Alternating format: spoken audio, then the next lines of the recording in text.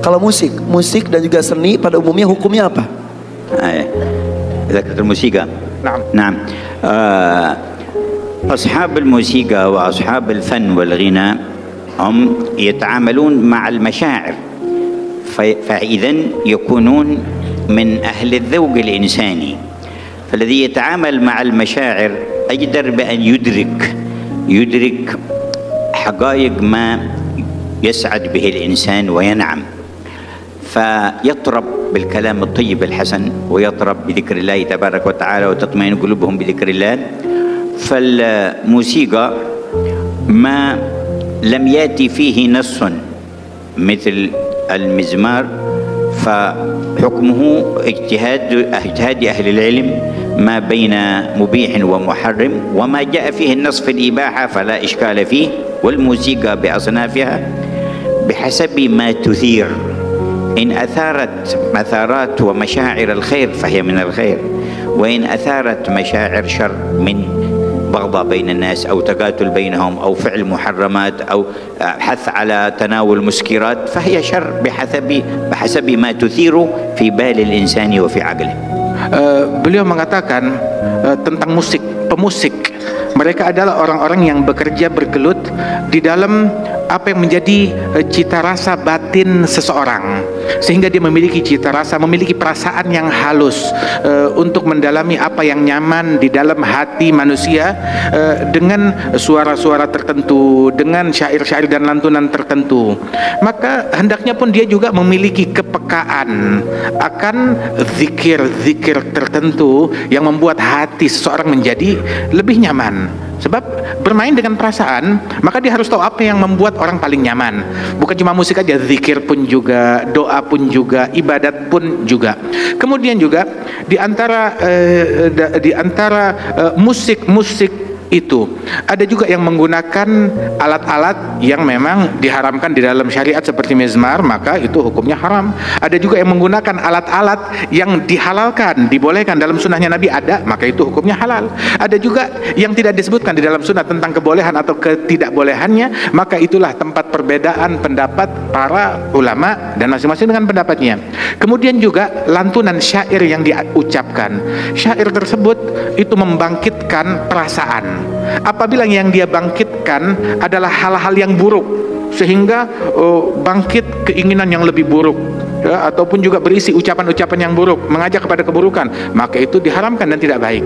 Tetapi kalau isinya mengajak kepada kebaikan, membangkitkan hal-hal yang baik pada diri seseorang, maka itu menjadi hal-hal yang baik pula. Jadi tergantung musiknya dan juga tergantung syairnya dan juga diseimbangkan dengan zikir, mungkin seperti itu ya.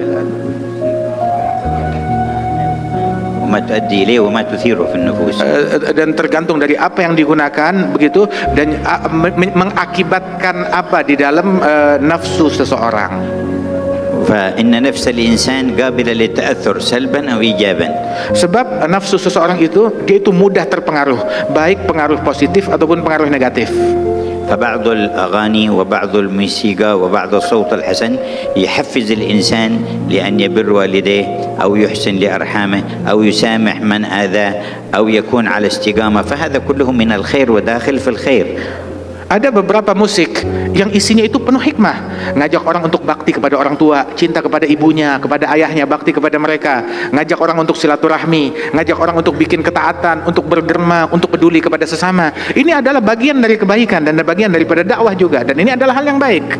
ولما كان ينشد الشعر سيدنا حسان في مدح النبي صلى الله عليه وسلم وذم المعاندين من الكفار، مدحه النبي وقال إن جبريل وميكائيل معك ما نافحت عن رسول الله.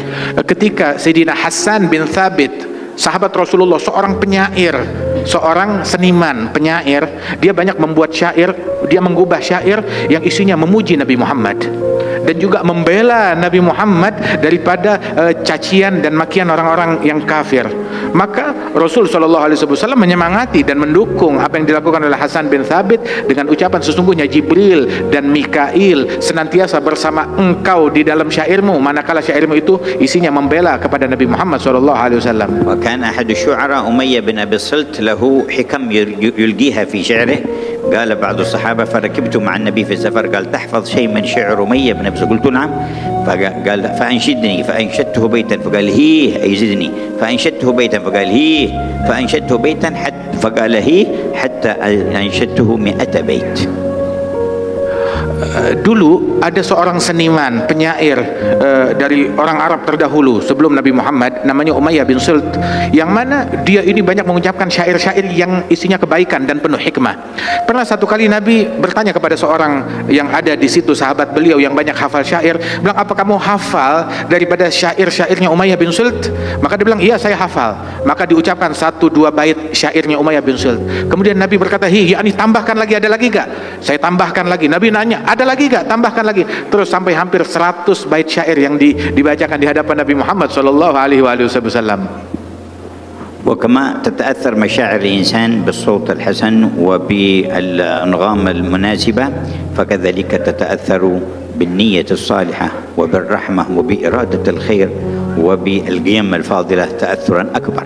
Sebagaimana nafsu manusia, dia mudah terpengaruh dengan suara yang indah, dengan syair yang bagus, bangkitlah perasaan seseorang tersebut, dia bisa terpengaruh perasaannya. Begitu juga perasaan dan jiwa seseorang itu terpengaruh manakala dihadapkan dengan niat yang baik, dengan rahmat dan kasih sayang, dengan kepedulian dari seseorang, maka itu pun juga memiliki pengaruh besar bagi lawan bicara orang tersebut juga.